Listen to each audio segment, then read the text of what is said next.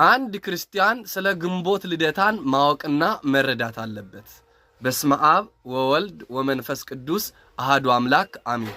ስለ ሰው ልጆች ድነት ሲነሳ የእመቤታችን የቅድስት ድንግል ማርያም ልደት መነሳት ግድ ነውና አባቶች ነገርን ከስሩ ውሃን ከጥሩ እንደሚሉ ቅዱስ ኤፍሬም በውዳሴው ሲያመሰግናት የመመኪያችን ዘውድ የንጽህናችን መሰረት ተብሎ የተነገረላት እመቤታችን ቅድስት ድንግል ማርያም የተወለደችበት ዕለት ነው። ኢሳይያስ 7:14 ላይ ደግሞ እነሆ ድንግል ትጸንሳለች ወንድ ልጅም ትወልዳለች ተብሎ የተነገረላት እናታችን ቅድስት ድንግል ማርያም የተወለደችበት ዕለት ነው። ራእይ ዮሐንስ ምዕራፍ 12 ከቁጥር 1 ላይ ፀሐይን ተጎናጽፋ ጨረቃን ከእግሮቿ በታች ያላት በራሷ ላይ የ12 ከዋክብት አክሊል ያላት ተብሎ የተነገረላት እናታችን ቅድስት ድንግል ማርያም የተወለደችበት ዕለት ነው። ከመቤታችን ከቅድስት ድንግል ማርያም ጋር ተያይዞ አንዳንድ ሰዎች የሚያነሱት ጥያቄ አለ።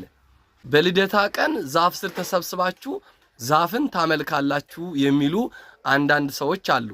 ነገር ግን ነገሩ እንዴት ነው ቢባል እመቤታችን ቅድስት ድንግል ማርያም የተወለደችው በስደት ነው።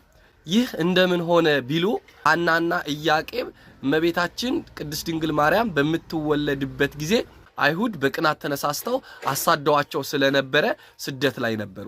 መኃልየ ዘሰሎሞን ምዕራፍ 4 ከቁጥር 8 ላይ ሶሎሞን ከሊባኖስ ከኔ ጋራ ነይ ብሎ እንደጻፈው ይህ ለእመቤታችን የተነገረ ትንቢት ነው። እመቤታችን የተወለደችው በስደት ነው ማለት ነው። እናቷ ሐና የምትወልድበት ቦታ አጥታ በሊባኖስ አድባር ተጠላ ወለደቻት።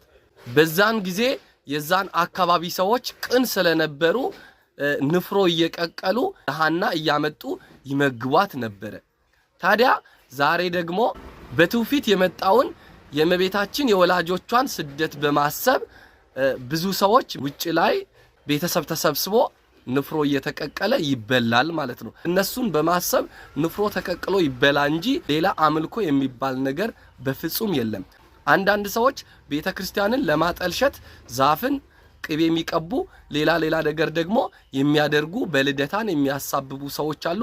ነገር ግን እነዚህ ሰዎች ቤተክርስቲያናችን አትወክልም ማለት ነው። ወስብሐት ለእግዚአብሔር። ቆየ